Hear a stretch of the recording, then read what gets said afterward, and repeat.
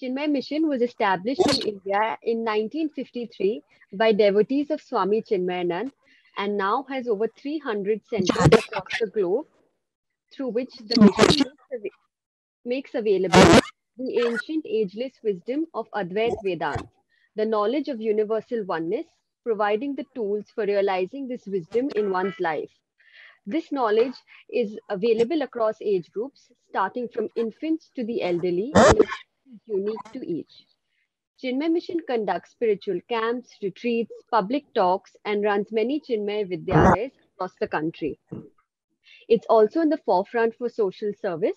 One arm of Chinmay Mission called CORD, Chinmay Organization for Rural Development, works for the upliftment of the underprivileged.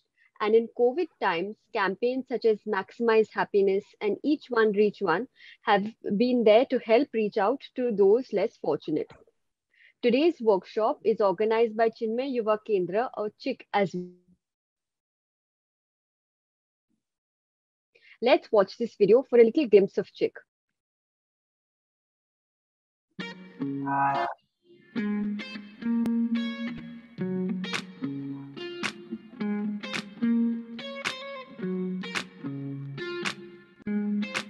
Why are you the way that you are?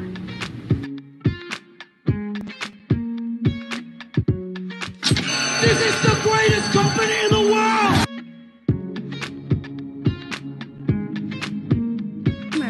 Pooja, what is this behavior? I'm sorry, I kicked it by mistake. You can't kick it by mistake. Then pick it up if it bothers No, you. you will pick it up. You don't tell me what to do. I can tell you what You to do do. not No, tell yes, me what to Pooja, do. dustbin nahi You kar do sakte. not tell me what to do. Or what? Are you going to hit me? Do you want it? I don't Because want you're it. asking for it. You're dying for it. I'm fine. Really? Absolutely. I'm fine. Totally fine. I don't know why it's coming out all loud and squeaky, because really, I'm fine.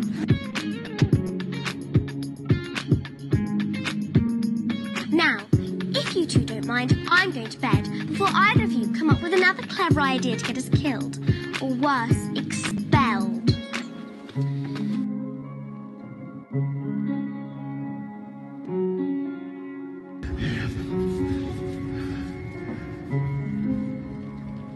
Iron Man.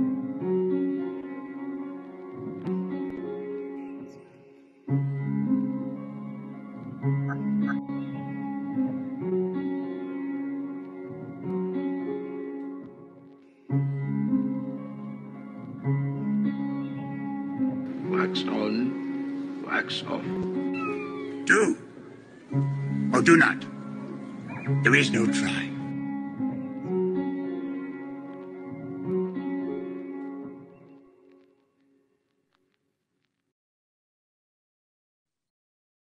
So that was a little glimpse of CHIK. Here in Mumbai, our activities over the past few months have included workshops on topics such as finance planning, mindfulness and mindful eating, as well as today's workshop, which will be by Swamiji on Swadharma. And now, as we get into today's topic, I'd like to first introduce Swami Swatmanandji. Swamiji is currently leading Chinmay Mission Mumbai and is the former National Director Projects of the All India Chinmay Yuva Kendra. Swamiji is an ardent devotee of Pujya Gurudev, Swami Chinmayanand, and using innovative methods is known to simplify even the most difficult of texts. For the youth, Swamiji brings the knowledge home through festival celebrations, and debates. Swamiji is also responsible for conceptualizing and spearheading Chinmay Pradeep, a one of its kind outdoor Vedantic vision park at our ashram in Powai.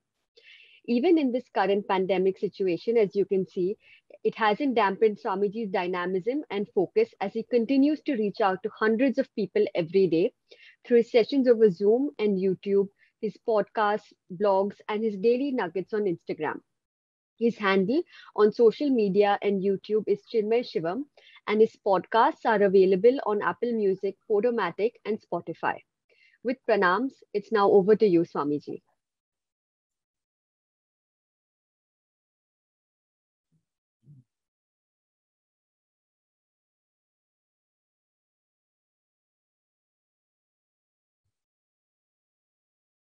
All right. Thank you, Ananya, for the introduction. Hello, and welcome to everyone. If any of you want to put your videos on, you are welcome to put your videos on so that we can see each other, and this session will be quite interactive. So when you want to speak, you can put on your mic and speak, put it off. Okay, so our topic is 2 steps closer.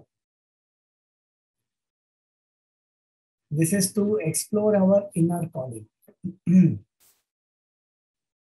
What we call as Swadharma in our scriptures, in the Gita, in Vedanta.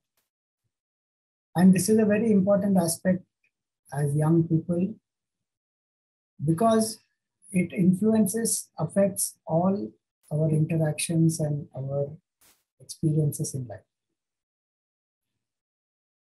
Swadharma means one's own inner nature, temperament, calling, whatever we say. It is not just limited to the career. It is spanning the whole life. Specifically, when we have to choose a career, it makes a big role, but it plays a big role, but it also plays a big role in every aspect, like in choosing in relationships. What type of a person I am, then based on that, I choose any person for my life as a life partner or even my friend circle. What kind of subjects I would study, what kind of goals I would set. Everything is influenced by my study. Specifically today, we may be focusing on how to discover that inner calling in terms of the career choice, because that is something that many people struggle with. But when we understand ourselves as we are, then, as I said, it will affect all aspects of our life. Our social life, our professional life, our student life, our family life, our personal life, everything. So now, let us begin. Before we begin, a few disclaimers. I am not going to give you any magic mantra or a magic potion. There is no magic wand that suddenly you use that and you will come to discover the Swadharma. It has to be our effort. We have to ask ourselves questions. Each one of us have to look within and we have to discover. Secondly, we all are explorers on this path. The person who has found one's own Swadharma becomes a role model for others. They can also derive inspiration from them and they can find their own Swadharma. And helping each other, one can evolve.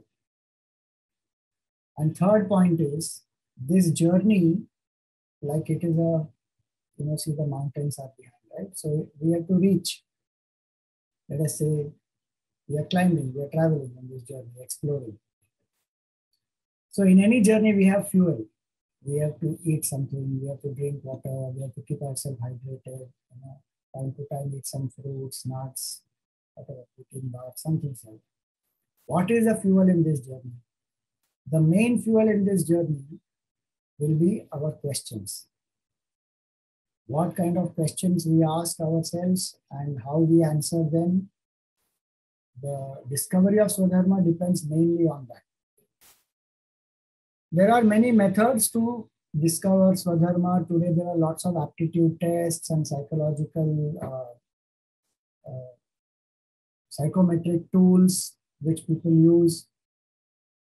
I'm going to share the spiritual perspective here, and as I said, we will explore certain things and keep it interactive.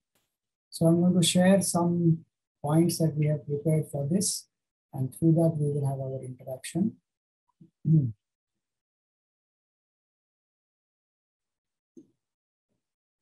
So yes, the first activity is describe yourself. That is the first activity. And you have to describe yourself in adjectives. So I am, then each adjective should describe it. Take a minute or so and describe. Write between 10 to 15 minimum adjectives that you think describe you as a person.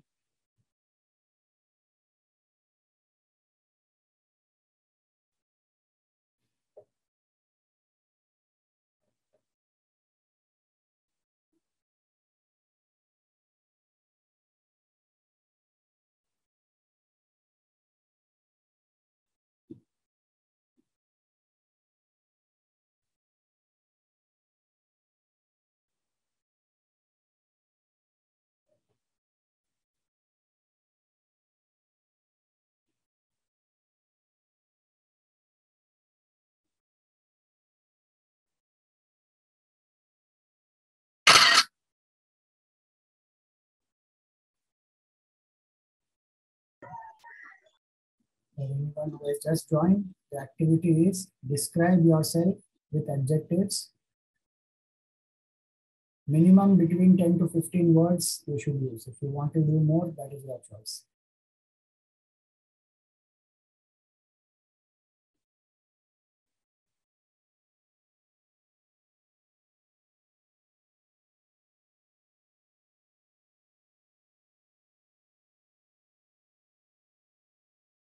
Don't intellectually think too much about yourselves.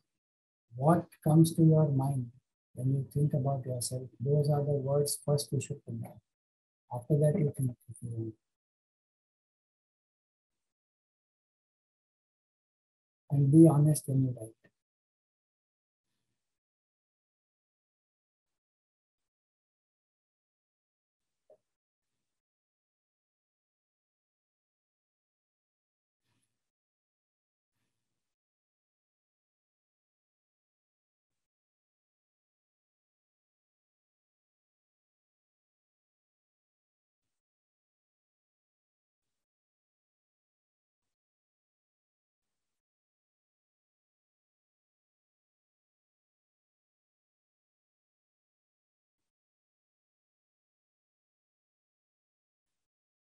We have half a minute more.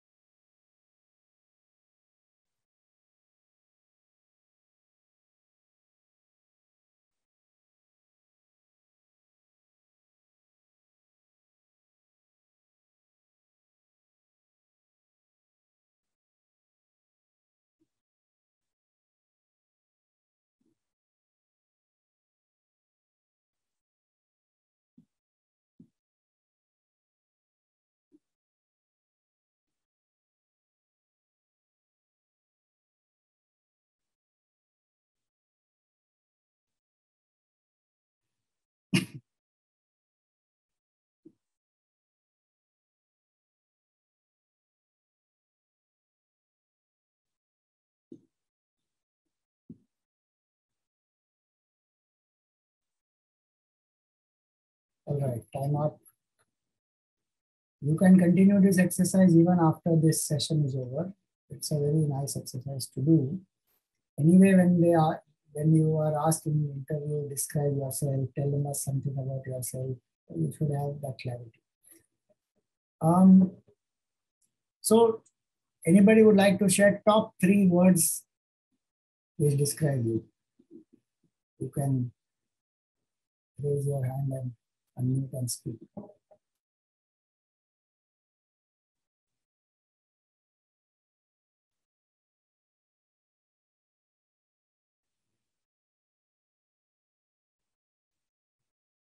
Start, come on. Anyone? I told you the success of this will depend on your interaction.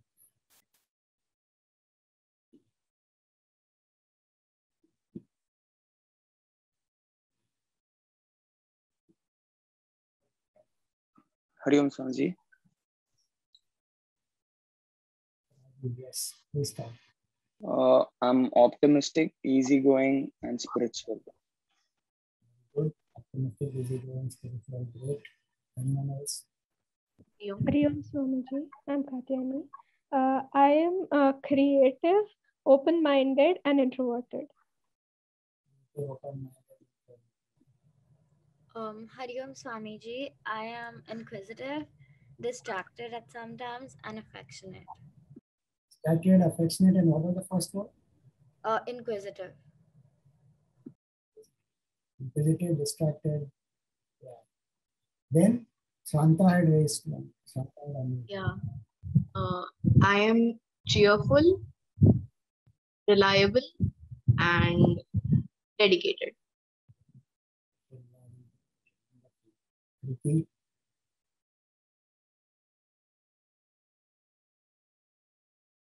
You have to unmute and say.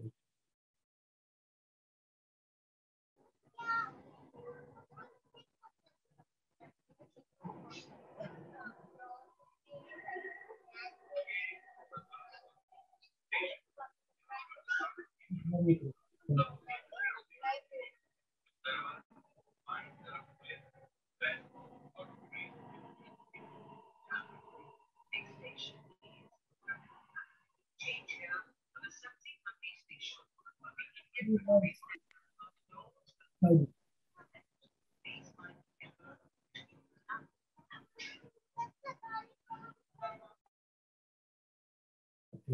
Anyone else? Yes, Gautam. Hariom Swamiji. I am patient, indecisive, and punctual. Patient, indecisive. Okay, great. So glad that some of you would share what you have written down. Now what we have to do with this is, what you have written down, in that, first do the classification, how many are positive and how many are negative words. Count them and just write the number.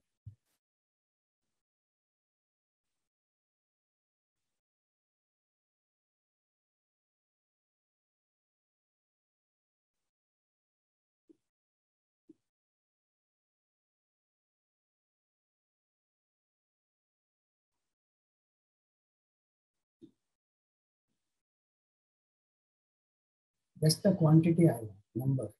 Suppose you have written 15 words, out of that, let us say 10 are positive, 5 are negative. If you have not written any negative, all 15 are positive, then there is 15 positive, 0 negative.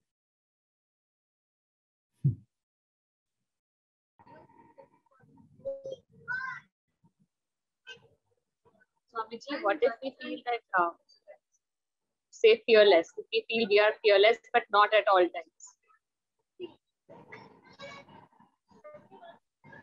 You're not. Absolute, that 100% all the time one has to be fearless. And, in general, I am fearless.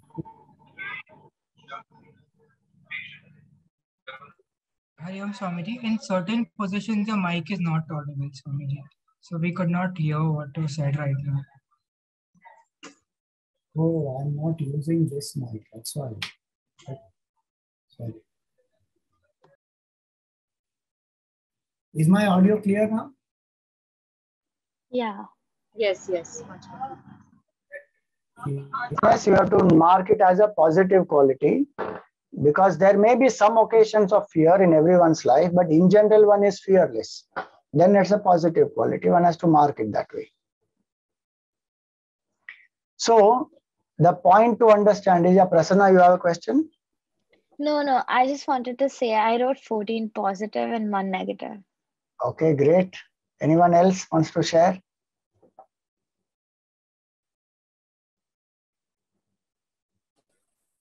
See, introvert and extrovert is not, you can't say that extrovert is a negative quality and introvert is a positive quality. Both of them will be positive only. If you are extrovert in the sense that if one is not sensitive enough to other people, then that becomes a negative quality. But otherwise, both are positives only. There is no problem. The reason why we are doing this exercise in terms of positive and negative is, yes, Amay has said 6 positive, 4 negative. One very important point about discovering one's inner calling is, what is my self-talk? the more positive is my self-talk. Self-talk means what I think about myself. The conversation that I have about myself in my head. Some people have very nice positive self-talk. I am happy, I am positive, my life is well, I have great friends, I have a good body or a good physique, and I'm very bright in studies, or I can do this, I can do that. So they have a nice positive self-talk. Some people have a very negative self-talk. So they keep criticizing themselves. I'm not good enough, I'm not great, I can't do this, I'm not very friendly, not too many people love me. So the negative self-talk, the more negative self-talk is, the more difficult it becomes to identify what is my calling, because my focus is on the negative. To explore one's inner calling, one must have a positive self-talk. That is a very important aspect. How to develop that is a very different topic altogether, but at least I should become aware of what is my self-talk. So that is the first exercise to be done in discovering one's inner calling. Now, we will see as we go along some more exercises with this first thing that you have done, written down the words. So keep those with you intact.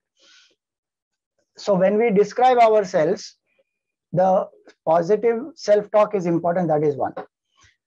Second aspect is to understand in another way of classification, how many words describe me at a body level, how many describe me at an emotional level, and how many describe me at an intellectual level. That also shows to me that where is my focus more? Is my focus more on the body? Is it more on the emotions? Is it more on the thought process, logic, reasoning, cultivating skills? Where is it on? So take half a minute and classify. Out of 15 words, 5 are for body, 3 are for emotion, 7 are for intellect, whatever division may be. And please remember, this is just a very broad way to understand. This is not a psychometric tool or a spiritually tested research-based tool. This is our reflection about ourselves.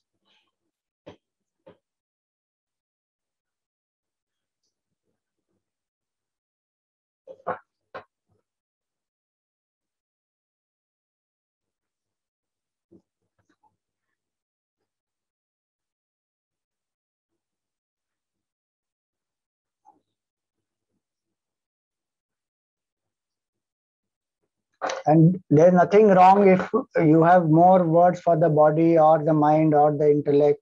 There's nothing, nobody is greater or lesser because of that. Each one's focus is on different aspects and each one can grow from there.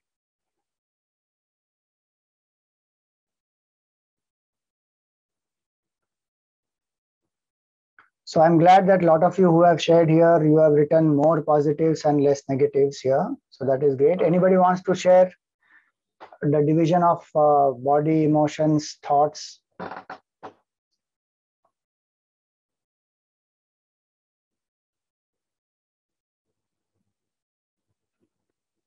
Yes, Shiv, go ahead. Swamiji, 0 for body, 7 for mind, and 8 for intellect. All right, great. I'm sure body you must be focusing some part, but as of now you have not written on that. That's all right. Kavya says 3 for body, mind 6, intellect 11. See that division, how nice. So that makes us aware of where our focus is. And that focus can change at certain points in time. Someone says dominantly physical, yes. As I said, there's nothing right or wrong about this. Prasanna, go ahead. I just had a doubt, like I'm not being able to segregate mind and intellect as such. Like, mind is predominantly emotion. So give me one word, I will tell you. Like affectionate. Affection is emotion, no? So it comes under mind. So mind is predominance of emotions. Intellect is more of rational thoughts, value systems, logical goals, certain ideas that I have about, ideals that I have. Those are all intellect. And not that they are completely separate, but they are just one way of understanding. Kalidas, all 9 for the mind. Okay. Katyayani, 6 for intellect, 8 for emotions, 0 for body. Wonderful. So keep this with you. You want to share something? Swamiji, bold, strong, what will they fall under? So it depends on which level you, what they mean to you. Bold and strong can be at body level also. Bold and strong can be at mind, emotion level also.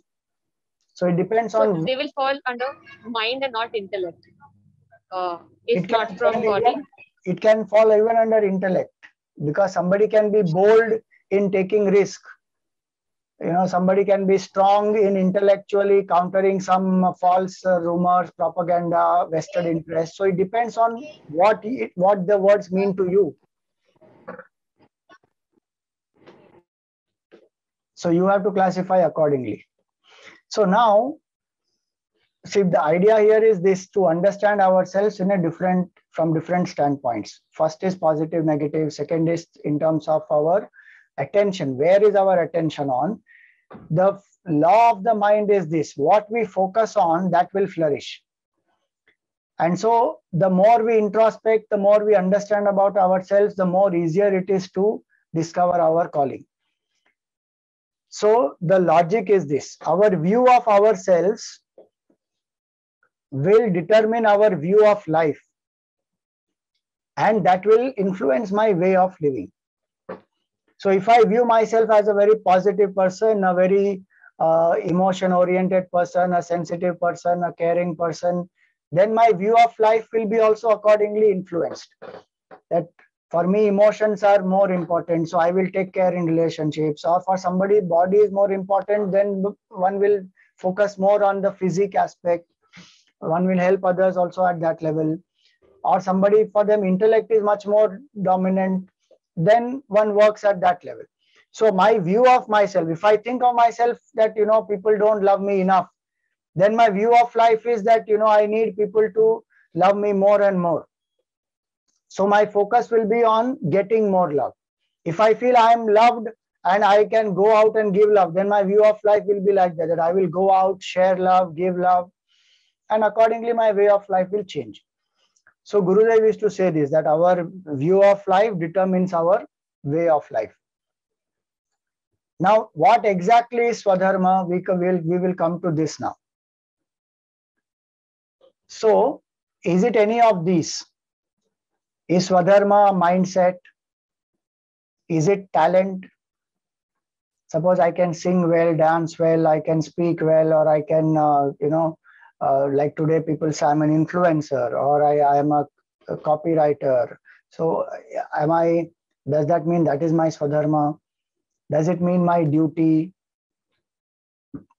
Is it certain needs that I have?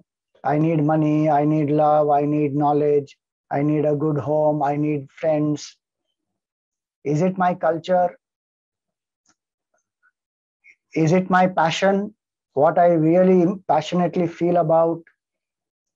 Or dharma word, sometimes people say religion. So Swadharma means is my religion or my duty to serve. What is Swadharma? Is it any of these, or is it none of these, or is it a combination of some of these?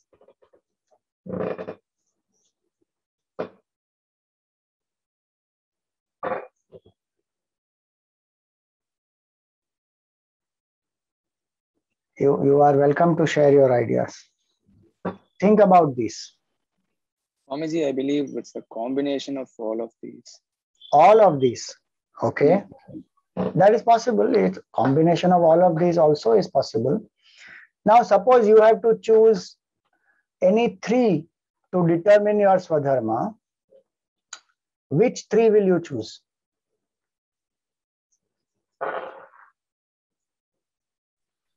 Hari Om Swamiji. I'll be choosing one's duty, one's culture, and duty to serve. Wonderful. One's duty, one's culture, and the duty to serve. Right. Good. Swamiji, I would choose talent, duty, and passion. Talent, duty, passion. Wonderful. Hariom Swamiji, I think I would choose one's duty, passion, and duty to serve. Duty, passion, duty to serve. Right. Hariom Swamiji, I would choose one's mindset, passion, and duty to serve.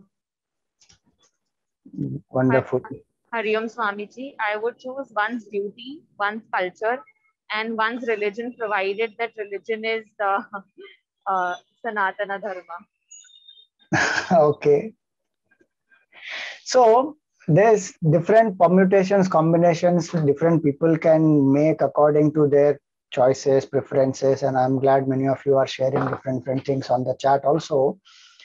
What we have done is to, as I said, we are focusing right now on figuring out what is my calling in terms of a career choice, because a lot of people want to know that, because there's a lot of confusion about that. And so we have chosen a few aspects of these.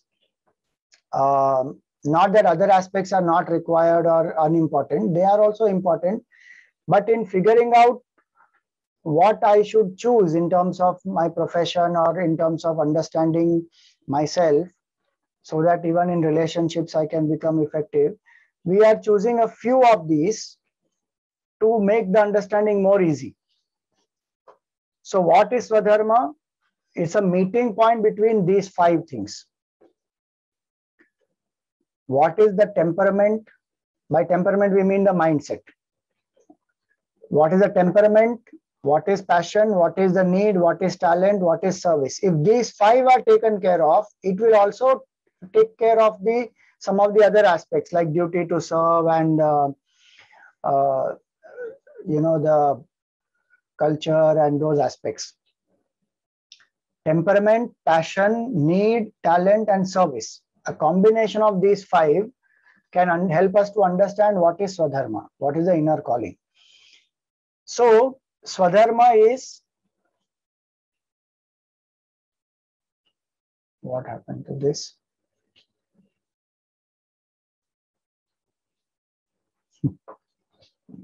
Give me a minute. This slide has some issue. It is acting in Paradharma. It is not in Swadharma. So Swadharma means action based on your unique temperament or mindset, based on the 3 mental modes as per the spiritual understanding. All our minds are classified as a combination of 3 moods. We will see what they are. Many of you may be aware, Sattva, Rajas, and Tamas. So in spiritual science, the Swadharma of a person is determined based on a combination of these 3, which will influence the rest of the things, the talent, the service, the duty, etc. Like Arjun's temperament is predominantly a Rajasic temperament. So he is a Kshatriya, and now his duty is to protect Dharma in the battle of Mahabharata. So it is predominance of that particular mindset, that temperament, that mood, as well as what is his passion, what is his, the need, what is his duty. Some of those things will come together. So first thing is the first criteria, the main criteria is the mindset or the mental moods. If you have to choose of all the characteristics, earlier you chose 3, but if you have to choose 1, then it has to be the mindset, because the temperament and mindset will determine everything. And so Gurudev's quote it is, to act according to one's taste, inborn and natural, is the only method of living in peace and joy, in success and satisfaction. So we should find out what is that inner calling, what is our temperament, and it is not that we can't change it, we can change. Like earlier, some people expressed that these negatives and these positives. Now we can change the negative into positive. It is possible. Suppose we say Tamo Guna is more in me, then we can change from Tamas to Rajas. There is no doubt. But we have to understand first our predominance. What is the temperament which is predominating? And as we spoke earlier, it is not limited to a job or a career. It expresses in every aspect of our behavior. Now, coming back to the earlier format. So we will explore these 5 things. Which are these 5? Temperament, passion, need, talent, and service. A combination of these 5 is what we are going to explore. So first point is the temperament. What is the temperament? So one question has come, what is the difference between one's dharma and one's swadharma? So dharma is a broad category. Swadharma comes in a specific context. So dharma means I have duty. Dharma in one word means duty. In one meaning means duty. So I have duty towards myself. I have duty towards my country, my community, my family, my profession, my company. I have a duty towards so many. That is my bounden duty based on the role that I am playing. And swadharma will mean, see, suppose I give example, 2 people, 2 brothers you are, let us say. Now both the brothers have a duty towards the family. That is their dharma. But each brother will express their duty as per their swadharma. So one brother may serve the family by becoming an artist. Some other brother may serve the family by becoming, let us say, an engineer. Now that is their swadharma. One brother is very introverted, so remains by oneself and does more of thinking, more of contemplating, and is not very, very social. So we'll do what basic interaction with the family, etc., but doesn't go too much into it. Other brother is more of an extrovert, so we'll do much more interaction. So each one is doing their duty, expressing their duty based on their swadharma. So there is a connection between dharma and swadharma. The more I do my duties anchored in my swadharma, the better it is for me. Somebody, the introvert is trying to do imitation of the other brother, then that is called paradharma. It is not natural for this person. So this person is now trying to just copy, just because the other brother is doing, I am also going to do. Now that is paradharma for this brother. So that's why it is better to do my dharma, my duty based on my swadharma. The word dharma, as I said, one meaning is duty. The word dharma has many other meanings. So if we say dharma is my religion, then that is the dharma that each one is following based on whatever is their background, whatever is the environment around them, what they have chosen to follow. But that choice should be again done based on your swadharma. What comes to you naturally, what values resonate with you. Dharma has lots of ideas. Which aspect resonates with you, then that is your swadharma. Like some people are devotion oriented, so they can follow that path. Some people are action oriented, so they will do karma yoga. Some people are intellectual oriented predominantly, so they will follow jnana path. So based on swadharma, again I can choose in my religion also. So that's why this swadharma has a lot of implication. Every aspect of life, if I do based on my swadharma, I will be most happy. I hope now that is clear, dharma and swadharma in this context. Now coming back to this, the temperament. There are 3 modes of the mind, or the 3 gunas. They are called sattva, rajas and tamas. Predominantly, these are the qualities of sattva, rajas and tamas. Inspiration, knowledge,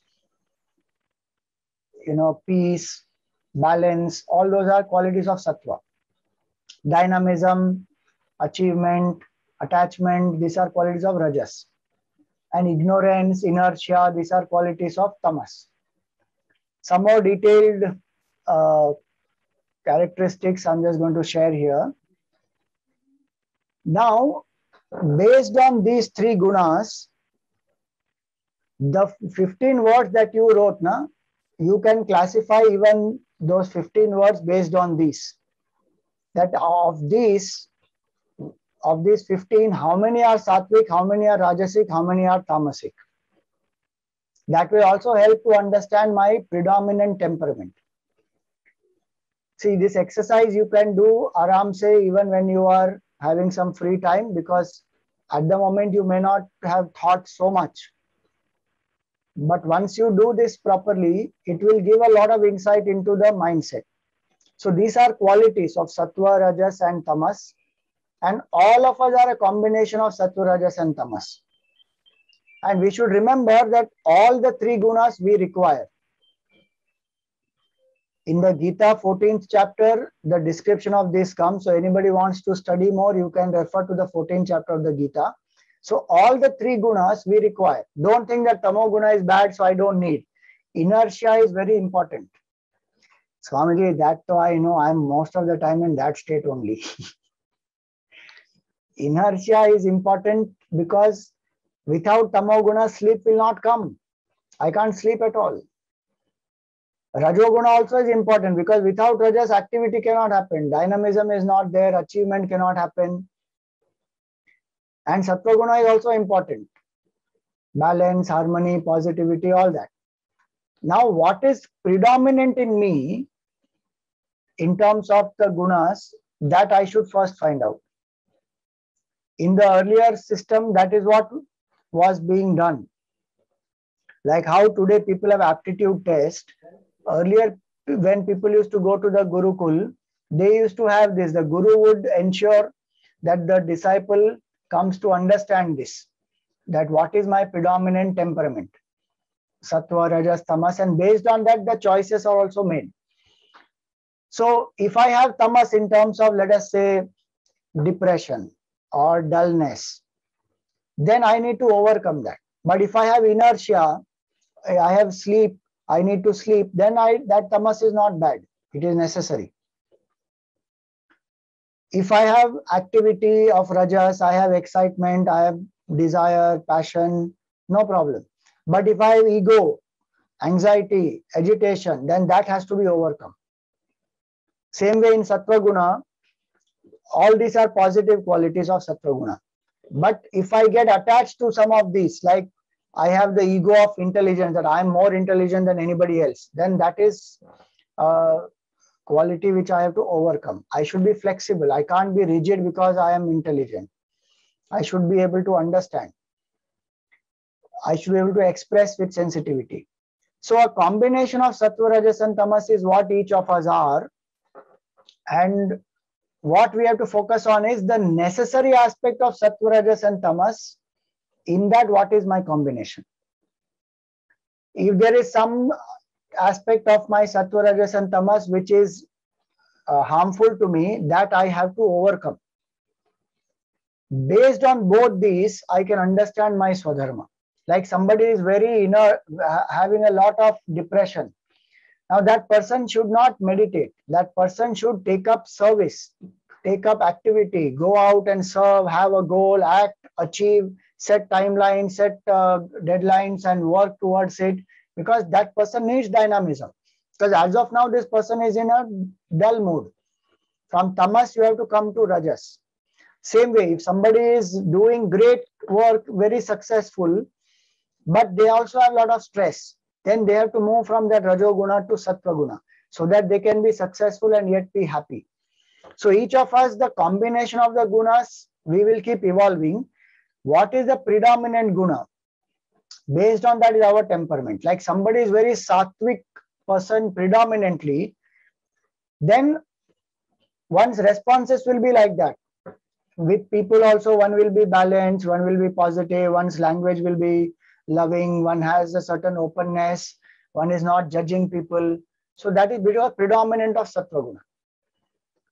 Careers also that they choose will be like that. More of knowledge oriented, research oriented, creativity, writing, expressing in terms of whatever, it may be poems, maybe plays, maybe acting. So different things can be there where Sattva Guna will manifest predominantly. If Rajoguna is very, very predominant, then it will be Rajas, it will be some leadership qualities, certain protective aspects like army, entrepreneurship, investments. Please remember, each one requires the other also. Like Rajoguna will require Sattva also. Don't say investment doesn't require knowledge. It requires knowledge. But the person is having a lot of risk-taking ability. and the person is ready to take calculated risk. Now that is Rajoguna quality. And one wants to achieve great success, become popular, have abundance, wealth, all that. Same way, if somebody is very intellectually dull, but physically that they are able to do a lot of activity, then they should choose professions according to that, which will be more physically intense.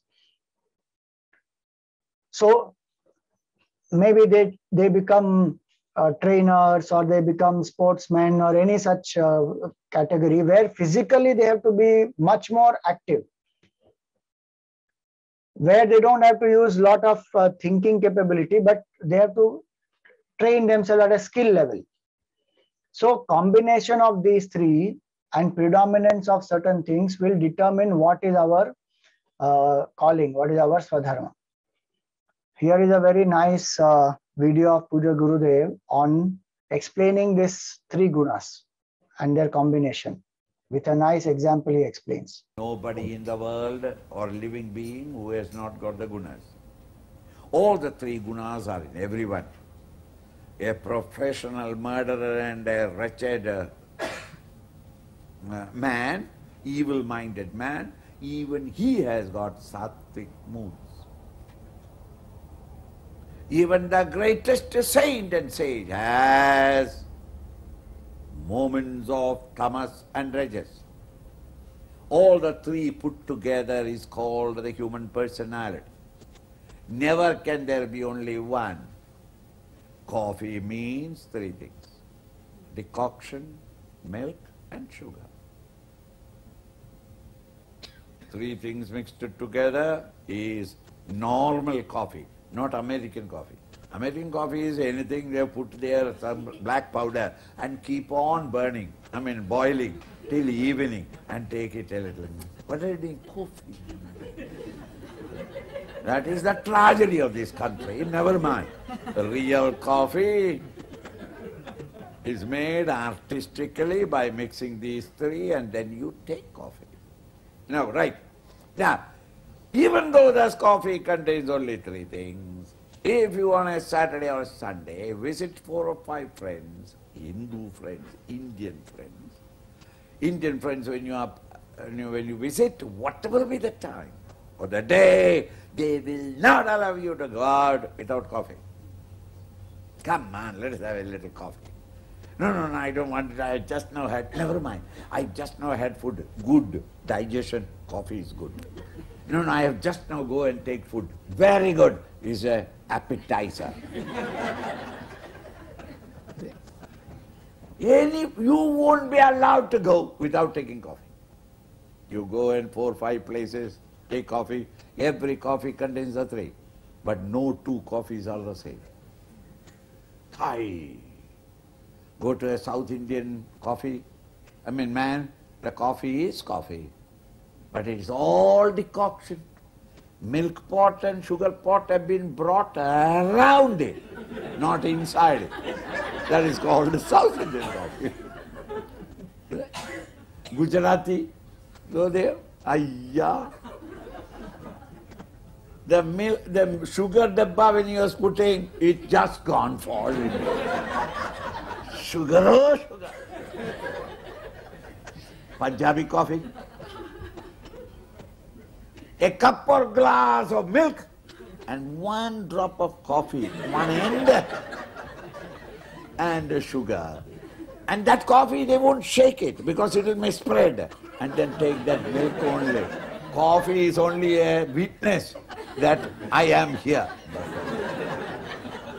Meaning, the proportion of one to the other give different tastes. In the same way, these three gunas are in every one of you, but the preponderance of one over the other gives the various tastes, the various performances, various perfume of your personality. Now let us have some music. Okay, so that is Gurudev explaining with this beautiful example that all of us have this combination. So we have to find out what is my predominant guna of the three, and based on that, what kind of responses should I give in all my transactions with the world, including my choice of a career. So that is first aspect, which is temperament. This is one way to understand the mindset. The scriptural way is this, to understand which guna I have. Oscar Wilde said very nicely, be yourself, everyone is already taken. So the idea of understanding this is we should be who we are, not try to just imitate somebody. Now, sometimes it may not be very easy to understand what I really like doing or what is my Swadharma. So the first step was temperament. Second step is talent. Explore the talents. There's a very nice quote which says, survey wide fields, but cultivate small ones. So I may have to explore many different fields. So take up various classes, courses, join different clubs in the schools, colleges. There are different clubs, environment club and whatever, scouts and guides and singing club, dancing club, so many clubs they have. So one has to explore. Sometimes we may not be aware till we start exploring. Our mind may think certain things that I'm good at this or I'm not good at this, but till we don't explore, sometimes we don't know. So in case I'm very clear, then there is no issue. But in case I'm not clear, then I should definitely explore, because there's a lot to learn. And also then one can become clear that this is for me, this is not for me. So that exploring of talent. So here are just few examples. This is not a comprehensive list, but one can explore singing, dancing, sports, whistling, reading, playing musical instruments, acting, art, so many. There are lots of options which are there. If one may not explore all, but let us say one chooses these 5, these 10, I will explore. My father used to send me every vacation. A lot of our relatives and my cousins, etc., they used to have a good time. They used to travel, etc. But my father used to send me specifically for different courses. So different things, horse riding and karate and this swimming and chess playing and so many things he made me go through, yoga and lots of that. So from there I could understand, oh, this is what I am good at, this is what I am not good at. It was easy to explore and understand. So one has to explore. Exploring is one very important aspect to understand, not only in terms of choosing career, but even in terms of understanding my values, my emotions, what invokes what in me. Do I have fear in me? Now, how will I know whether I have fear in me? I may think I am very fearless. Until I go up and do, let us say, bungee jumping, I will not know, do I have fear or I don't have fear. So like that, there are many things which we will come to know about ourselves, our values, our emotions, both positive and negative, when we explore different things. Today one very good thing is that lots of opportunities are available to explore. And even today, some parents have become more open-minded, that they allow they let the children explore and then choose what they really want to do in their life, rather than imposing their thought process that you have to become only a doctor or an engineer or a management consultant or an IT professional. Earlier, there used to be these 3-4 main things. Even today, there are lots of people who think that way, but one is becoming more open. The society is becoming more open, and nobody had ever thought that YouTuber will be a career, or a content writer would be a career, or an influencer would be a career. Earlier, people used to say, "Arey kya pura din phone pe baitha rehta hai?" But today, that is the way the work is happening. That is a profession, a full-fledged profession it is. So one has to explore the talents. That is the second aspect. While exploring the talents, one has to observe and also ask other people. Certain times we know certain talents we have, but we may not know that we have other talents. But people who are around us, our friends, relatives, family, they can tell us that what are my talents, what do you think are my greatest strengths? Ask them. It is said there's a Johari window, there's a very popular concept where There are certain things that I know about myself and others don't know. There are certain things that others know about myself, but I don't know. There are certain things that neither I know nor others know. In time, those things will manifest. Then there are certain things which both I also know, others also know. So these are the 4 quadrants. In that, the second quadrant, what I don't know but others know, is one very important part, because sometimes we have no idea, but others can identify. Like, the example is a famous example. If I have to give you, it is Sachin Tendulkar. Do you know how did Tendulkar start his cricketing career? He started as a bowler and he joined this Dennis Lilly Academy. And Dennis Lilly Academy in Chennai, he was training himself for a bowler. But Dennis Lilly observed him, and Dennis Lilly said, you will excel more when you become a batsman. And it is Dennis Lilly who guided him, and Tendulkar shifted from a bowler to a batsman predominantly. And look at what success he achieved.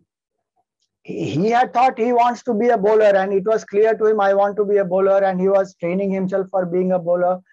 But Dennis Lilly could easily identify, no, he will excel when he takes up batting. And of course, his skill as a bowler, all of us know how much he has done for the country, even as a bowler, took so many wickets. But mainly he succeeded because he shifted from bowler to being a batsman. So when we explore talents, we should also ask people sometimes that what do you think are my greatest strengths? What are my talents? Because sometimes we may not know at all, but they will know. And when we are exploring, we should observe ourselves. Okay, what interests me? Suppose 10 fields I'm exploring, what interests me? What am I really good at? What I can do better than most people, where I'm excelling in that quality. The example that I gave you. What are my greatest strengths? I should find out that.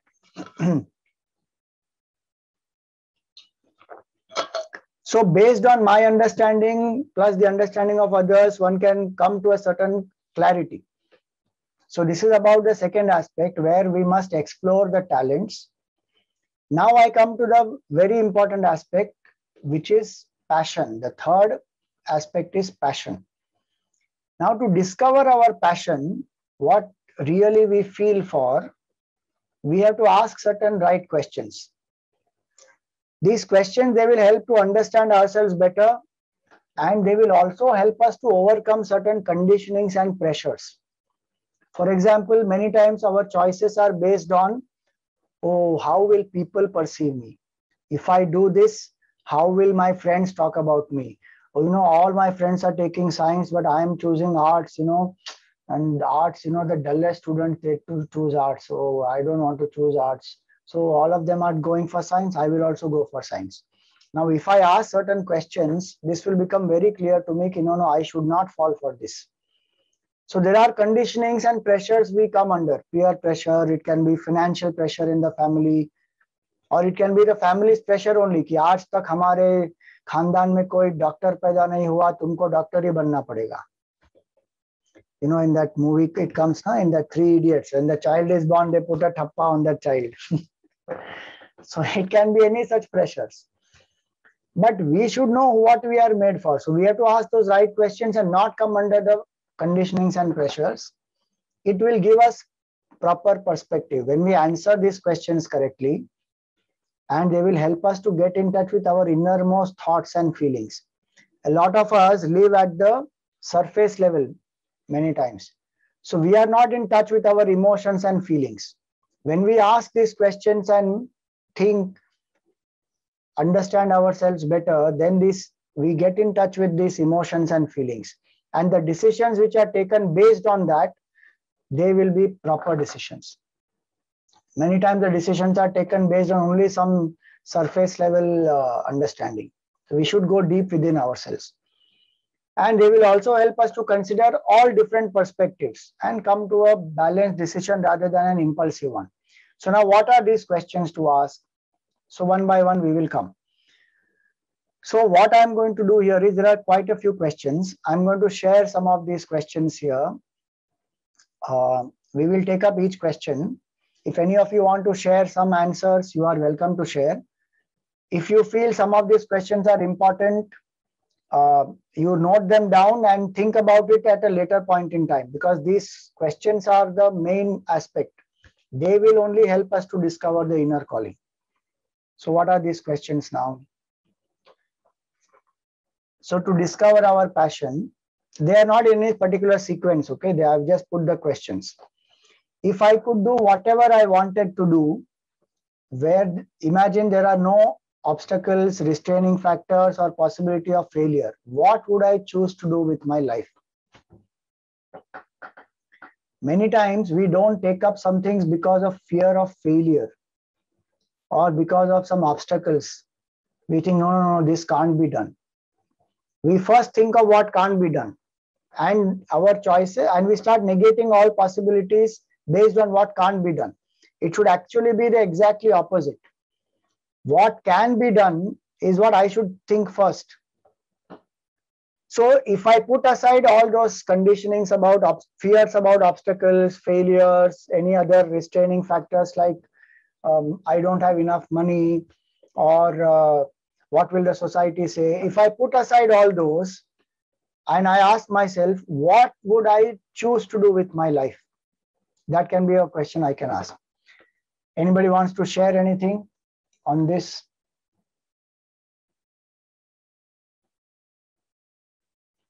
Maybe some of you have already decided certain things, or you are doing already certain things based on this. Then you are welcome to share. Kshitija says, I travel a lot. Wonderful. So putting aside all the other factors, if that is what you are passionate about, then that is great, to travel a lot. Yes. Second question, if money were no obstacle, what would I spend my time doing? A lot of time, money determines our career. People say this is the in thing. Isme tumhara salary package itna ho jayega. You become a, what is that? You become an IIT and IIM graduate, and then your pay package will be this many crores per year. But am I really made for that IIT and IIM, and do I really want to do that? One studies so much. I know some people who had done this. They went into some deep level of research and whatnot. Study, and post-graduation and all that, scientific research and all that. But then one found that there is not enough money in that, and the interest was getting lost. And now the person is doing photography. One has studied in such big universities abroad and everywhere, but today the person is entirely doing opposite, photography. It's one thing is good that the person shifted, because that also needs a lot of guts, to shift completely like this. But the other question is that why, what was the motivating factor at that point in time? One may have felt that there's a lot of money or prestige or certain recognition or a certain eliteness about this. So one chose that, possibly. So we should ask, if money is not an obstacle, what would I spend my time doing? That is the second question. Third, what are the things that fill me with joy and a sense of purpose? That when I'm doing that, I feel very happy. A person who is made for, let us say, dance, who is very happy in doing dance. If somebody says, I'll give you, 10 lakh rupees, but you should never dance. A person says, you keep your 10 lakh with you, but I will dance. Because the joy of dancing is something else only. You can't tell me I cannot do this. So what is that which fills me with joy and a sense of purpose? Don't say, Swamiji, I eat lots of sweets and jalebi and pakoda, that fills me with lot of joy. That is sense pleasure, no problem. Eat. But here we are speaking about a certain deep sense of satisfaction, emotional joy, a sense of accomplishment, purpose, then that is something very close to my heart. Then I know. Yes, Dharini says, making others happy and seva fills me with sense of purpose and joy. Wonderful. What are the things that I do effortlessly and lose the sense of time? This is where that talent is matching this passion, and the time I have lost the sense of. Sometimes hours will pass and this person has just got so absorbed in doing. Like, it is said about Albert Einstein, he was so absorbed in his scientific research, he would lose sense of time. Somebody asked him, he was walking on the road, coming, from the laboratories, he was walking. So they asked him, did you have lunch? You know what Einstein replied?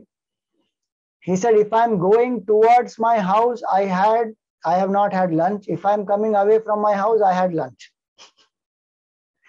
He just did not even know whether he had lunch. He didn't have, his mind is so absorbed in that. So what is that where I do it effortlessly and lose the sense of time? Some of these musicians, how they practice, they get so absorbed in that music. Anybody who loves what they are doing, they will be absorbed in that.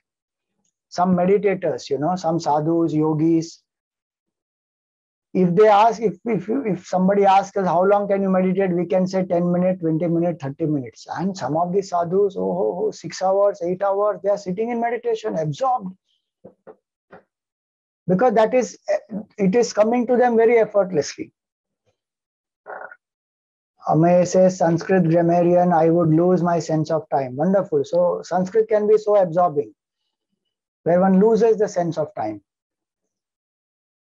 What activities have I done, am doing or will be doing which make me like myself?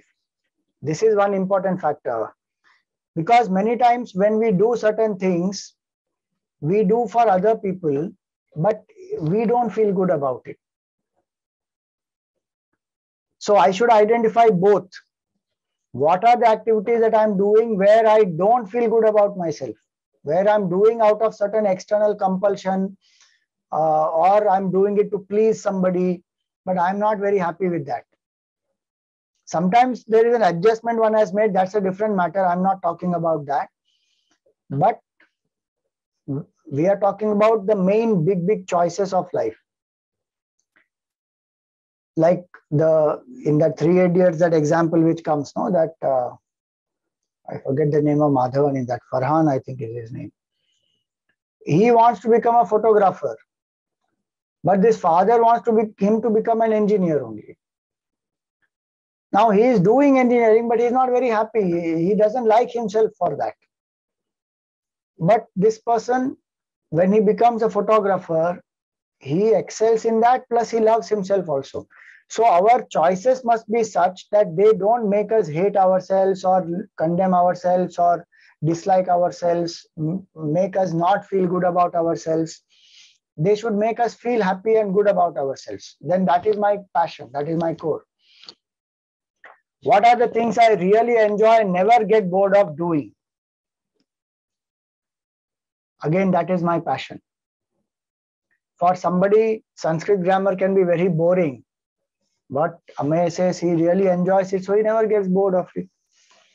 So what is that which, sometimes we feel I'm good at this also, this also, this also. At those times, I should ask some of these questions. Suppose I'm good at 4 things. But if I have to make one choice, one of the questions will be what? That what do I really enjoy, I don't get bored of. That can help me to identify. Out of 4, I may be able to come down to 2. And then maybe to 1. So what is that? What are the things that I really enjoy and never get bored of doing? Saturation point in terms of time one may reach, because mind has certain limited capabilities. But then one takes little rest and again comes back to it, one continues. So then that is one's passion. Like if I have to say Dr. Abdul Kalam, he loved the youth like anything. For him, interacting with the youth, empowering the youth of the country is a very deep passion. You know, 2003, we did this Awakening Indians to India, one national quiz competition to inspire young people to understand the glory of the India of past, present, and what can be our vision for the future. So to inspire them, inspire the youth with being proud of the country. So we brought a nice book, 500-page book, Awakening Indians to India. Now we went to meet the president, and he had given us an appointment at some 7 o'clock or something, let us say tomorrow. But some emergency happened and he had to leave Chennai the next day. So he preponed the meeting to today. And you know what time he met us? He met us at 11:30 in the night. And we thought he will give 10 minutes because 11:30, but he was sitting with us for half an hour, understanding about the project, asking various questions, and seeing about, he saw that book also, and he sent a nice forward message also for that book. And that time he said, my goal is to personally meet 1 lakh youngsters and to inspire them about the country, not in masses. Mass gathering, so he addresses in lots of places, but he says 1 lakh youth I will meet personally and address the youth and talk to them about the country. And you know, he had 2 more meetings after our meeting. That is his commitment to the country, and that is commitment for the youth. So he never got bored of doing that. And so many times he kept, everywhere he went, he kept making the youth take a pledge. He had written a nice pledge for the youngsters to take, and how to make India a developed country by 2020. A beautiful pledge. And he would make people take that pledge again and again. So that is passion, where, you know, one doesn't get bored of doing that. What action or job would I be happy doing for the rest of my life, regardless of what I am paid or appreciated or popular for? Today, you know, lots of people keep switching their jobs very fast. One is for money reasons, which each one may have their needs, but sometimes because one has not yet found one's passion. Look at some of the great people, like Lata Mangeshkar has devoted her life for singing. Some sportsmen have devoted their life for sports. So any deeper achievement, lasting impact, meaningful contribution that one wants to do will come when there is single pointedness and deep and a long-term commitment. I'm not saying we should never change careers, one can, but one should find out, am I happy doing this for the rest of my life? Same thing when you choose a friend, somebody who becomes your close friend, or someone with whom you want to spend your rest of the life. One should ask that question. Would I be happy spending the rest of my life? You know, romantically they say, I want to grow old with you. I want to have a family and raise the children with you and spend the sunset years with you, all that. So is this the person with whom I want to spend? What is that where the work itself is the reward? Where I don't bother whether somebody praised, did not praise, how many likes I got, how many followers I have, what kind of comments people passed. Where I just love the work for its sake. The Gita Bhagavan calls this as one very important aspect of Karma Yoga. Do love the work for the sake of the work. Results will anyway come. But the reward is the work itself. Even Mahendra Singh Dhoni, so many times he says that, live in the moment, focus on the process, results will take care of themselves. When they ask him, how do you remain so cool and calm? He said, because I focus on the process. Results will take care of themselves. So what is it where the work itself is the reward? What inspires me the most? It may be some values, it may be service, it may be emotions, it may be anything. What inspires me the most? Looking at the smiles on the faces of people, whatever it can be, so many things can inspire. Creativity, nature, many things can inspire. So what inspires me the most? There are maybe 10 things which inspires me, but this one thing inspires me the most. This is one exercise you can do now. take half a minute or so and do this. Who are the 3 people who inspire me the most? Ask yourself. And when you are ready, anybody, you can share. 3 people who inspire me the most. Ask yourself that.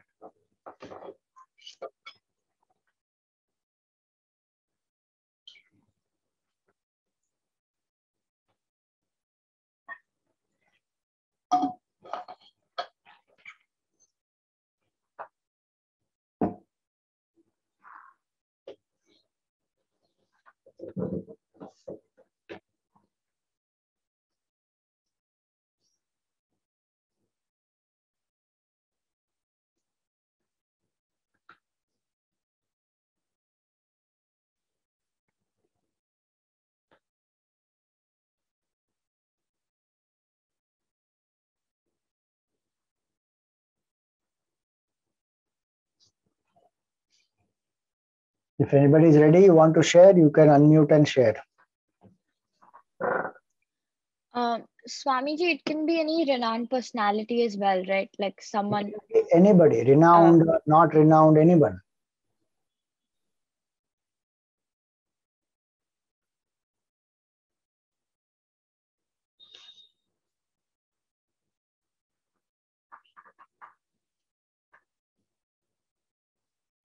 Anyone who has not yet answered, if they would like to share, it would be nice. Others are also welcome to share, but anybody.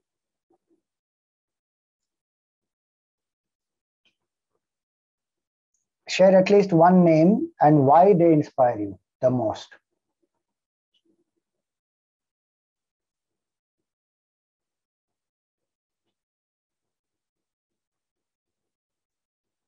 Quickly, our time is running out.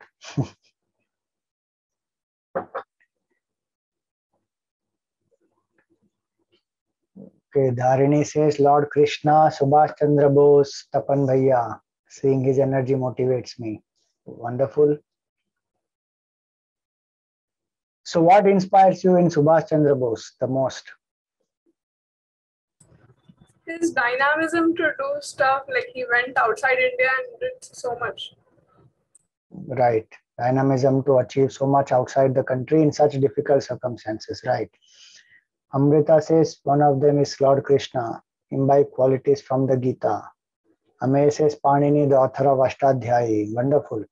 So what our role models do, what the people who inspire us the most, why they inspire us, when we understand, those are some of the values in them or their achievements, their interactions, they resonate with us. When they inspire us the most, that means these are things which we really value. They are which we hold close to our heart. So this is important. It need not be always renowned people, but it can be even simple people. But this particular quality resonates maximum with me. That shows to me that this is what I also value much. So this is one question that you can ask. One thing important in this is always be yourself, express yourself, have faith in yourself. Don't go out and look for a successful personality and duplicate. There's a difference between imitation and admiration.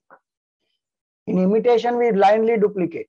In admiration, there is a certain admiration of qualities which we learn to imbibe, which resonates with us. We are not blindly duplicating. We don't want to become like somebody just because they are doing that. Initially, sometimes it happens when we do hero worship, this happens. We'll try to look like that person, talk like that person, walk like that person, which is fine at some point in time in some level of understanding and evolution. But what is important is what really resonates with me, that I should imbibe and adapt it to myself and then live accordingly. So admiration is important, not mere blind imitation. Some more questions to discover a passion are, is there something I wanted to do always but haven't got around to doing it? If so, what is it? Because sometimes what happens, because of various reasons, we have it in our mind that I really want to do this, but it may not have been possible. Sometimes it can be a great career choice. Sometimes it can be certain things like hobbies or even talents, which one has, but one has never expressed. Like some people really want to write books, but they don't find time to write, or there is some other blog they have not written. Or some people really want to travel, but they are not able to travel. Maybe their hectic lifestyle is such, or they have a lot of other commitments, they are not able to. So these things can help us to understand that what is close to me, but I have been postponing, or I have not been able to do for various other reasons. But this is important to me. When I'm 90, 90 is just a number, it can be any number. If someone said to me, so tell me your story, what would my story be? Suppose I have to tell my grandchildren, what would my story be? If I live as per my passion, then my story will be excellent, no matter what I achieve or I don't achieve. See, one thing is success is not in the terms of how society appreciates it or accepts it. That is only one criteria. Success is really in living one's own Swadharma, doing things close to one's heart, being able to make a difference, contribute well. Success is all that. Whether one became successful from the worldly standpoint or not is not a very major criteria. A lot of people are able to become successful that way, but away from their Swadharma. Like a simple example for that is Andre Agassi. He was very successful from the worldly standpoint, became so successful, and when we were children, he had set a lot of fashion trends also in tennis.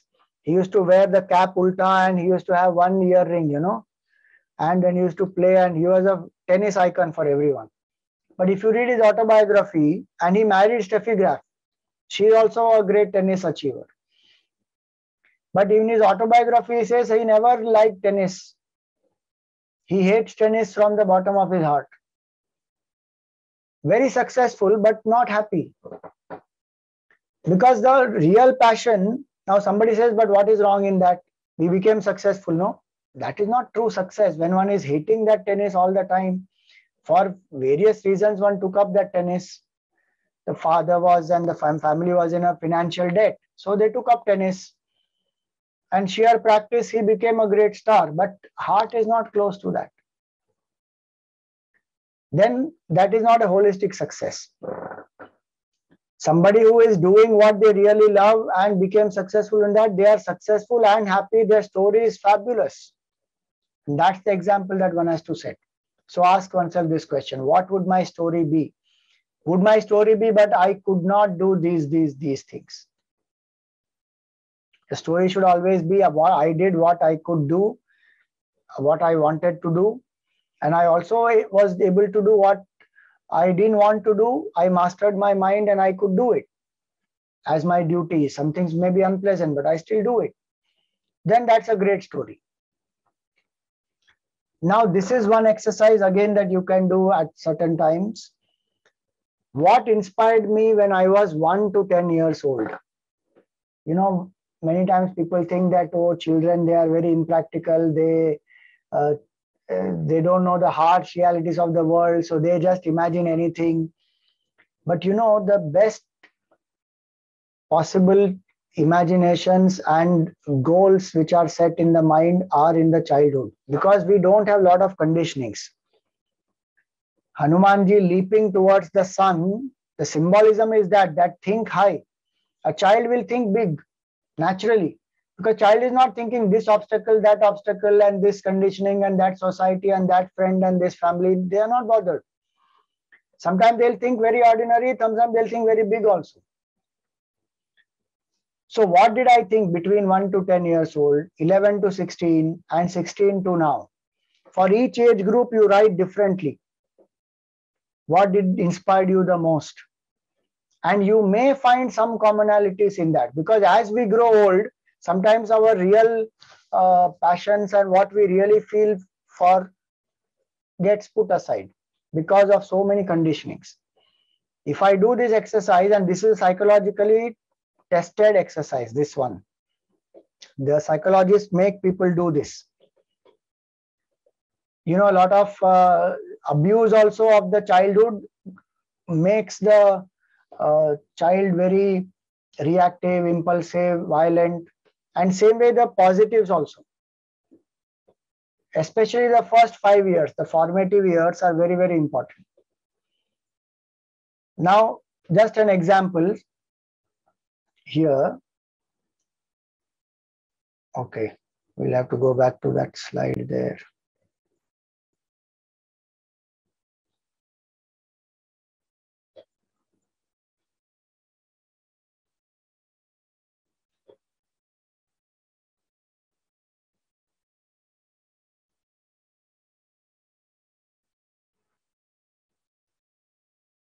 Now, this is like one example for that exercise. What is your inspiration? So someone says, love Ramayana, Mahabharata shlokas in the childhood, love telling stories, creative with drawing, enjoyed playing. Just a few examples I've given here. Then 11 to 16, explored different fields, classes, loved sports, hated authority, loved being a rebel, prepared for competitive exams, loved computer programming. Above 16 years, loved Vedant, lives of great saints, did a project in biooptic computing, artificial intelligence, sharing what I learned and learn from others, moved by selfless service. These are different things inspiring at different times. Based on this, do you see anything which is common, and what can this person choose? Anyone wants to share? You are welcome. Is there something common in this?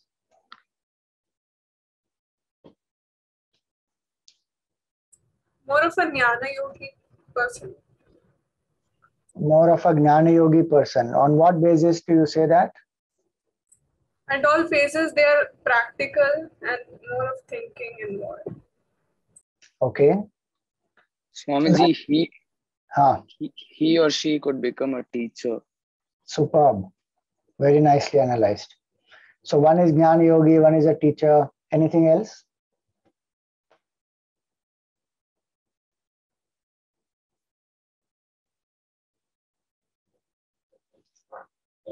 So I'm coming to this now. See.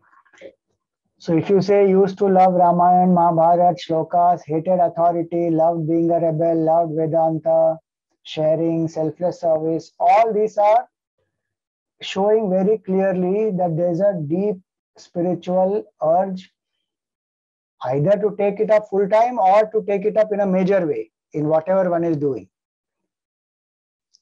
Or second could be this, like one of you said, teacher. Because love telling stories, sharing what I learned, moved by selfless service, So like that one can choose that what is the common thread. If one comes to some of these answers, if one writes for all the 3 age groups, one may find a common thread. And when you find that common thread, then this will become very easy to identify this is really my passion and choose also based on that. So ensure that you can only become truly accomplished at something you love. So ensure that you do what you love. So don't make money your goal. Do what you love truly and do it so well that people also get amazed. Oh, how beautiful and how amazing is this. Amitabh Bachchan, he was rejected by people for acting. They said, you are too tall. And so many of his actors who were contemporaries, today they are nowhere, but he is still doing. And how he has maintained his fitness and how he does his exercises and how he is, adapted himself to various age related changes and roles, etc. is so amazing. One would just admire, oh, what a great actor. So when we choose what we really love, that should be always our focus. Here is a video of someone who didn't give up their passion. Even with a great difficulty which came in their life, a great setback, that person didn't give up the passion. That kind of a commitment to one's passion one should have.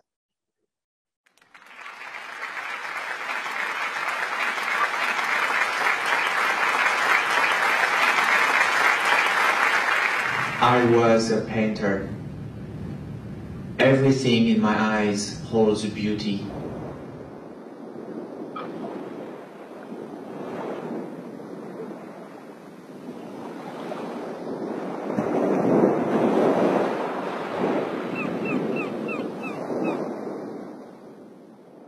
But after I became blind, do you think I can still paint?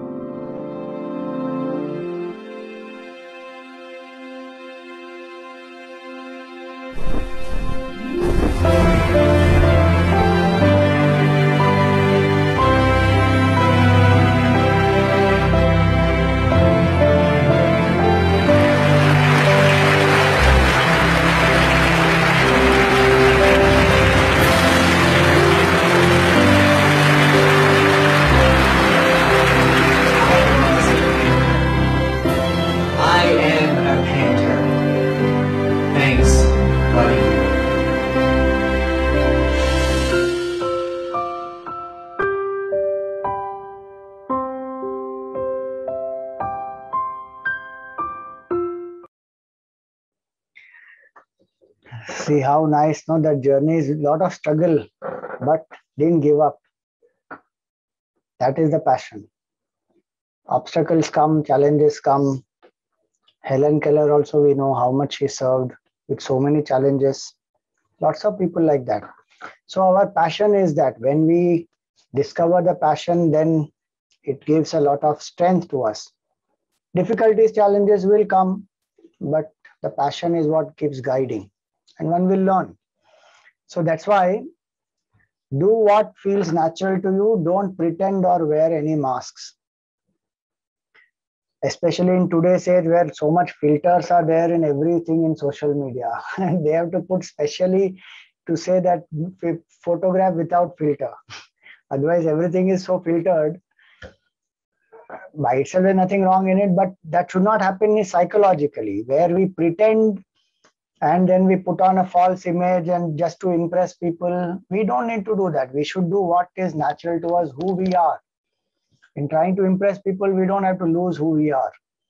And we don't have to conform and fit in. This fitting in concept is what ruins a lot of people's lives. Adjustment is a different thing. We should learn to adjust in life, be a little flexible, not very rigid. But fitting in is where I am not made for it, but I'm just trying to force myself in that. Will you ever fit yourself in a shoe which is one size less of yours? Will one ever do that? It will be very painful. Now imagine living lives years after years, living life where I'm trying to just fit in, not following what I am really made for, doing something else only completely. Not only as a profession, but even in personal life, in family life, where one is just trying to imitate, copy, be very unnatural, that will not work. And that's why in the Gita, there is a warning. In 3rd chapter, there is a beautiful warning there, where to Arjun Bhagwan says, Shreyan Swadharma Vigunaha Paradharma Svanushthitat. Better is one's own duty. In this context, Swadharma is duty, though devoid of merit, than duty of another well discharged.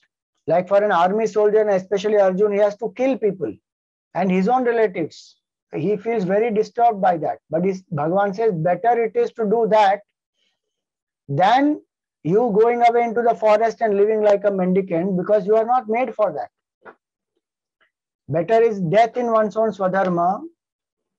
The duty of another, Paradharma, is fraught with fear and dangerous. If Arjuna had become a monk, do you think he would be able to renounce and meditate? He would have died of guilt that my people, I left them and I am responsible for so much harm that happened. He would have not been able to meditate. Suppose there is a fish. Now, what is the natural habitat for the fish? It is water. If somebody says, no, milk is more wholesome food, milk is more costly, let us put this fish in milk. What will happen? That fish will die in that milk. So Paradharma is always fraught with fear. I should always ask myself, is this natural to me? Is this based on my inclination, temperament? Or am I just imitating and pretending? A very nice song I came across, which I'm going to share with you. Very beautiful song. Oh.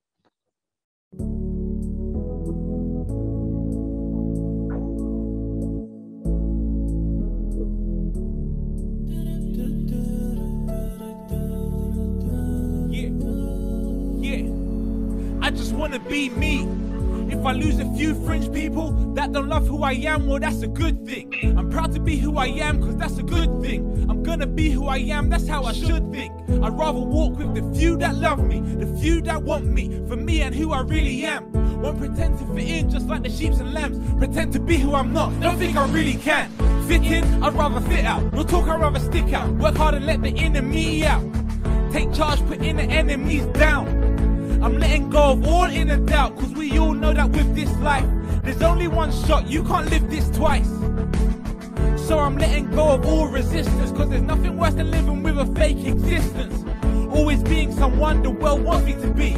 Always doing the things that others want to see. But that can't be me no more. That just can't be me, no.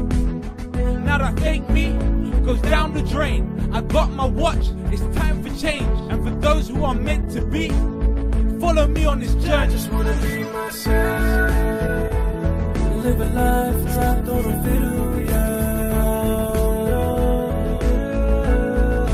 I just wanna be myself, forever real, never being superficial, yeah.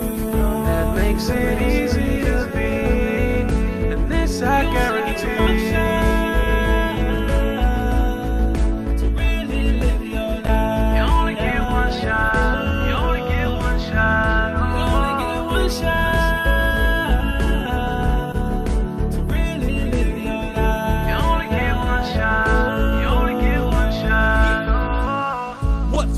Living a lie. I don't know. I guess living but not living a life. Yeah, that seems about right. Cause life's a gift. I don't wanna waste it. The real me, I'm gonna embrace it. I'm original, no copy and pasting. Feel it inside, we're all creative. I just wanna express myself. I'm not gonna oppress myself no longer. If the others don't like it, well, they aren't meant to walk with me no longer. But the ones that support, they build me stronger. Not like the ones that abort or leave. I wanna live this life fully. I'm gonna live this life as the truth. I'd much rather be myself than be another. I am who I am and I know there is no other. I'd much rather be myself than be another. Cause I'm one of one, after me there is no other. So I give hope to myself, I find strength in myself. Don't wanna be no one else, nah. You can't tell me that I'm less, I determine my own wealth, nah. I'm supporting myself, motivating myself, nah. So ask me who I wanna be. I just wanna be myself, live a life trapped on a fiddle, yeah. I just wanna be myself, forever real, never being superficial, yeah. That makes it easy to be, and this I guarantee. To really live your life, you only get one shot, you only get one shot, you only get one shot.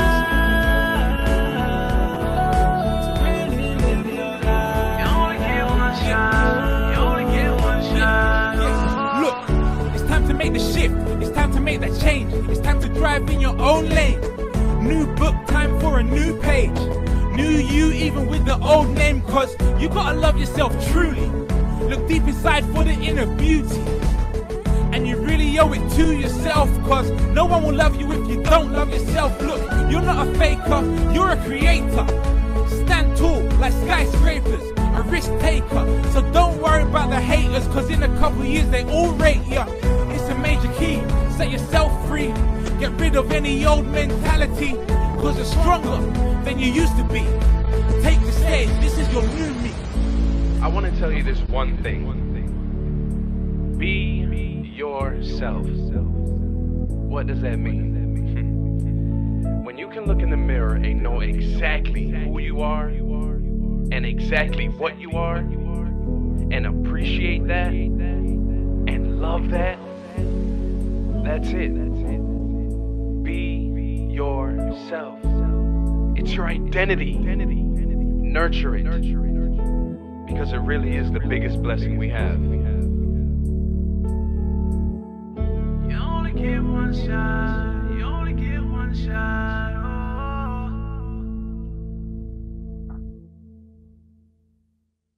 You like it? Song is so good. The song Be Yourself, featuring Jones 2.0 and Easy Mix. How nice. Now you can do that exercise. When you look in the mirror and know exactly who you are and what you are and you love it, then that's it. That's your identity. If you don't love, then ask what is it that you don't love. Then that can be improved upon.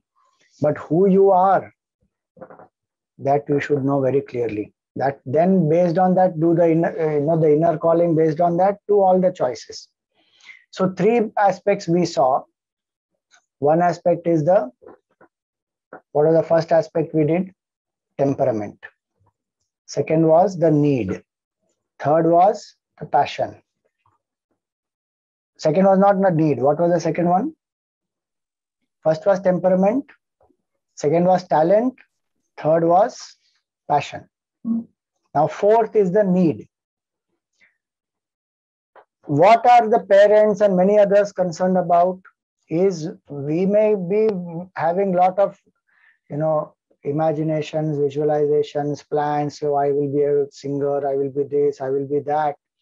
But they also need to know the bottom line, will you be financially stable or not? How will we monetize this passion is very important. So the need, we have put down 5 questions for the need aspect. That how can I monetize my passion to earn the living? And today's world, you can monetize everything. It is possible to earn. Earlier days, the poets and the writers, etc., they used to be shown with one jhola and always poor and, not very appreciated. But today, it's not like that. It's just a need. And today with internet and online marketing and so many things, and you can make yourself, with so many startups and so many opportunities are there. One can put out to the world what one has and something unique. Monetization will happen. Just that one has to plan well for it. This is how I will monetize. And in that one should be very clear about the ways of monetizing. Suppose I love music. Now, not necessary that I have to become always some big singer or a music composer. I can teach music also. That is one way to monetize, where I can teach, whether privately or in a school or a college or anywhere. I can start an institution, anything. I can release my own albums on the social media, whatever it can be. So there are lots of ways to monetize. Whichever is one's passion, based on that one should identify how will I monetize this? What kind of lifestyle will make me happy? See, every career comes with a certain lifestyle. Is that lifestyle happy? Is that lifestyle going to make me happy? That is another question that I should ask myself. I can create my own lifestyle based on that passion. That is also fine. It need not be that always there is stereotypical lifestyles for every profession. That's not necessary. But some professions have a certain price to pay. Like suppose I take up a job in a particular multinational company, then there is a certain hectic lifestyle. If I rise in the ladder, then there is a stress. Then the work-life balance may become challenging. So I must become aware of that. That what is the lifestyle that will manifest when I take up this choice, and do I like that? Can I live by that? Third question is, can I work under someone or do I have a need to be independent? There are some people who can't work under people. They need to be by themselves only. Then they have to work on certain things which will help them to do that. What is the big need in my life, my family, and how can I help? So sometimes there is a need in the family. One has to contribute to the family's financial condition also. So what is the need? Sometimes it need not be financial condition. It can be something else.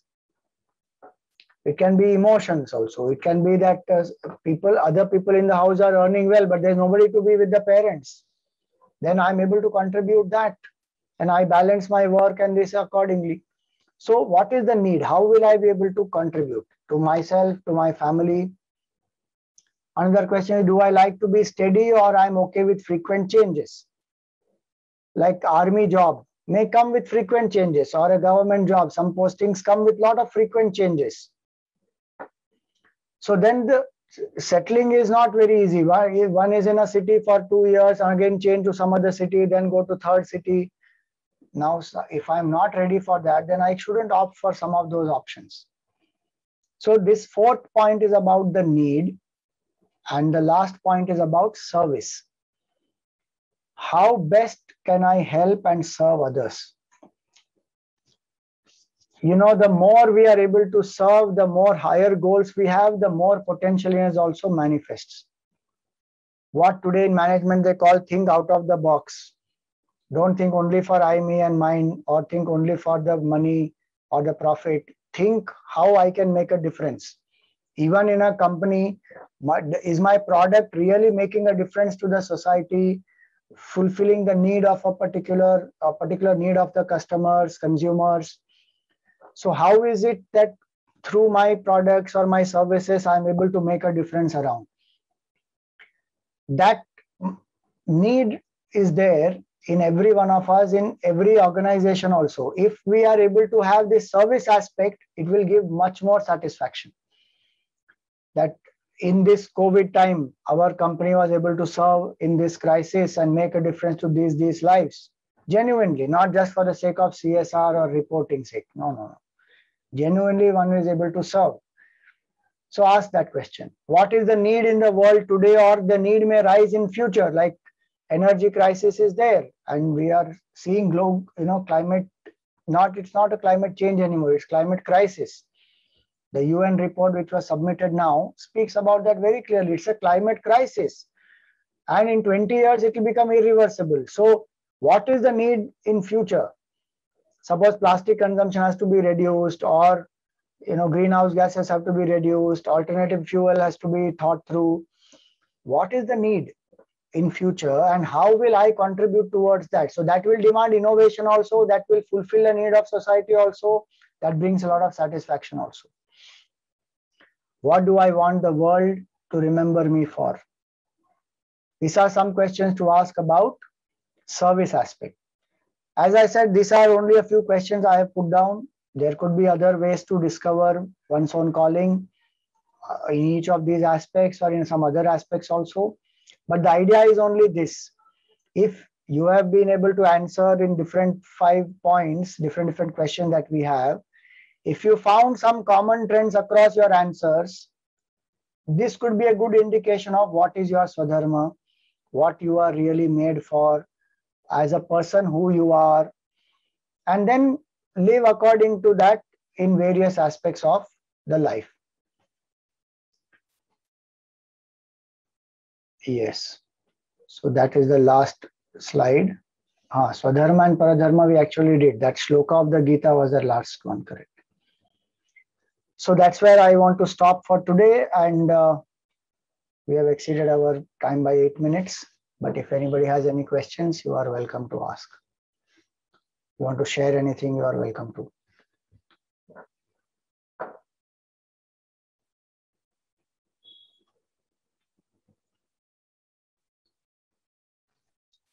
If anyone has any questions, you can raise your hands or put it on the chat box, however you're comfortable.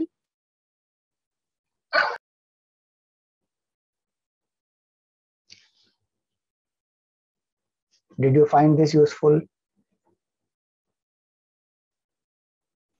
Good. Very much, Swamiji. All right. Thank you, everyone. It was nice to interact with all of you. Wish you all success. I hope this takes you 2 steps closer to discovering who you are, and wish you great success and happiness. Swamiji, I have a question. Hello? Yes, please. Go ahead. Looking at my personality trends and my patterns, if I arrive at a decision and I declare, I say that this is my Swadharma. But in future, if those trends change and I observe that this was not who I am, or now I have changed, then how to be stable on one thing? How to determine that this is the only Swadharma? See, that's why we are considering those 5 different points, and from different standpoints, when I ask myself different questions, I will come to a certain thing which is stable in me. And also I'm doing the number of, so those questions for different age groups that we did, right? 1 to 10, 11 to 15, 16 and above. So yeah, right. That also will show certain stability. So if I put all this together, predominantly what is my stable nature will, I will come to know. In future, there are possibilities of something absolutely unknown, which is unknown today, to manifest. Then at that point in time, I have to figure out whether I want to make a shift or I don't want to make a shift. That is a situation at that time. But as of now, with all these points, what is stable, one will come to understand, and then one should stick to that. Thank you. because this includes my life, many years of the past, plus different holistic standpoints, plus people's perceptions also. Na? When we said you ask this question to some others also, who can also tell you about yourself. So it is a very, in a way, a balanced approach. So one will come to. Yes. Thank you. Right. Thank you, Swamiji. And if there are no other questions, I'd just like to wrap up with a few announcements as well. So firstly, thank you so much to all of you for joining us, and of course to Swamiji for conducting this session and sharing the knowledge with us. We really hope you all enjoyed the workshop and would really request if you could please share your feedback. So we're going to share a link on the chat as well as on that WhatsApp group. So we'll dissolve that WhatsApp group soon. Just going to share these couple of links. It would be very valuable for organizing future sessions. As we said in the beginning, today's session was organized by CHIK or Chinmay Yuva Kendra. So we'd just like to share another glimpse of what being a CHIK entails. So just a short video.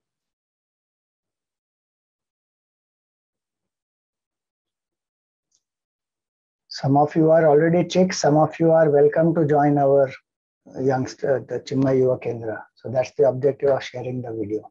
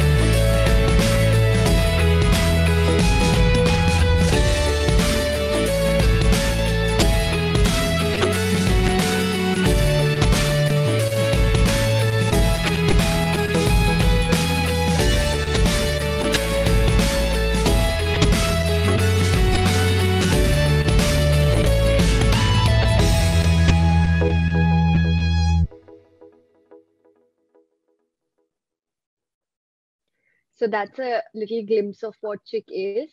If you'd like to stay up to date with other CHIK Mumbai activities, do join our Telegram group. So we'll share a link for that as well on our WhatsApp chat. We have, regular classes and activities.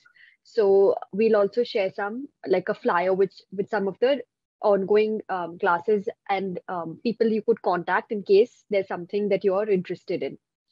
I'd also like to take this opportunity to announce two of Chinmay Mission Mumbai's upcoming programs. To celebrate Ganesh Chaturthi, we invite you to Chinmay Priya Ganesh Sadhana with Swamiji, which will be from the 10th to 14th of September. So join us for Ganesh Puja, Aarti and Visarjan, as well as daily satsang with Swamiji over the 5 days. So again, we'll share this flyer on the WhatsApp chat as well. And the next program we have coming up is ABCD, Achieve the Best, Cultivate Detachment, a series of talks by Swami Swatmanandji on detachment, which will be from 21st to 25th September. So this program will be conducted live on Zoom, but registration is mandatory. So definitely register if you're interested in joining. This program is very, very helpful because a lot of wrong notions about detachment we have. And each day there is one different topic. How do we apply detachment at work? So much stress and tension people go through at work. Detachment is very helpful to improve the performance also, keep the mind cool and calm and stress-free. So detachment at work is the first day. Detachment in relationships. People tell each other, no, give me space. That is detachment only. Detachment from past regrets, hurts. So many times we carry so much burden of past regrets, which we could have done, we didn't do, or somebody hurt me, or I did something wrong, I'm not able to let go. So detachment from that. Detachment from future anxiety. What does future hold? That is such a big question always. And detachment from body identification. We are something greater than this body. So who are we? So each day there's a different topic, and it will happen like this on Zoom. So do register so that you get added to the respective group and you get the links, like how you did for this program. Go ahead.